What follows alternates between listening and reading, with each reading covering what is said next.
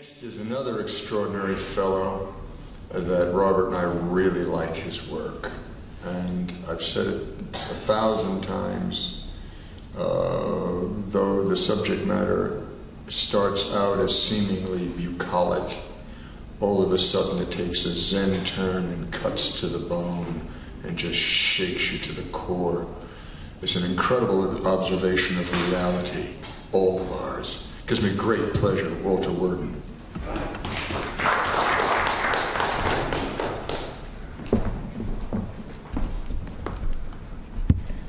Thank you, Hayden, and thank you all. I woke up on New Year's Day with a couple of lines in my head, and it turned into this poem. And it's called Meditation for the New Year. The calendar turns, and the new day leads the new year over the desolate hills. Morning sun draping the slumbering maples like golden gauze. Festive remnants, colorful crepe and seasonal adornments, appearing doleful in the silent, empty halls, where just hours ago laughter lit all corners, and lightness of hope hid every thought and thing that did not dazzle, and promises pledged in the safety of distance are suddenly winged and already high beyond the grasp and gravity of good intentions, while waking elders who know smile and nod as beneath snuggling blankets the youthful sleep a little longer.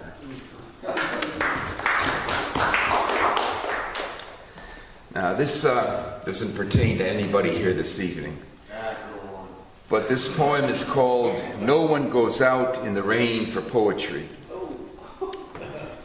No one goes out in the rain for poetry, but they will go to market for milk and eggs, and they will go to buy tickets for high-stakes lotteries, but no one goes out in the rain for poetry.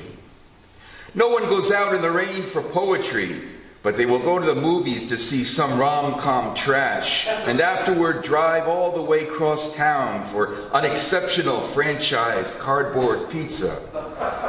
But no one goes out in the rain for poetry. No one goes out in the rain for poetry, but they will go to a ball game under threatening skies to sit for hours, hoping the game won't be called.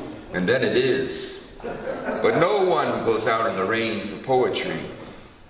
No one goes out in the rain for poetry, but they will go to the cleaners to pick up a dress they will wear to their cousin's wedding, someone whom they haven't spoken to in years. But no one goes out in the rain for poetry. No one goes out in the rain for poetry, but they will camp out all night for a rock concert to watch a few aged ex-superstars risk hip replacements as they force shaky voices through medleys of their heyday hits. But nobody goes out in the rain for poetry.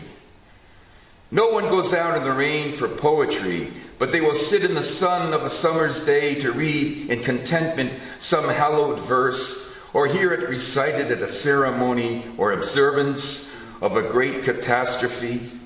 They will read it at the side of someone they love who is struggling for a final breath, or console themselves with treasured lines at the loss. They will read it in praise of the sacrifice of a hero of war. But nobody goes out in the rain for poetry.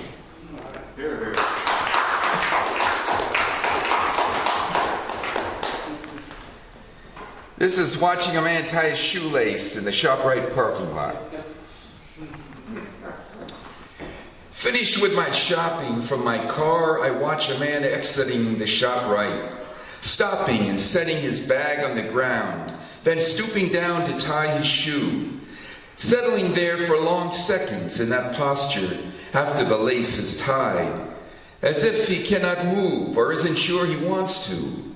Bent over in the parking lot of ShopRite, traffic, both pedestrian and car, and a couple pecking crows, maneuvering around him as he holds the static stance, having completed the task of tying his shoelace, his head held at an odd angle as if he is having a thought, and I feel for a second a stroke of regret that he cannot decide what to do, stand or remain bent over his shoes, or go back inside the store to get some item he'd forgotten.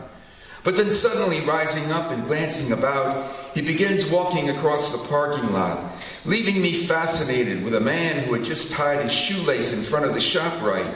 Someone I thought I knew, who was now walking to his car, his shoulders set tight and square, his gait purposefully paced, his step sharp and sure, as if the decision he has made, stooped over his shoes in the ShopRite parking lot, is the absolute right decision. The one decision, the only decision, one I wish I could make that will sail me through the rest of my day.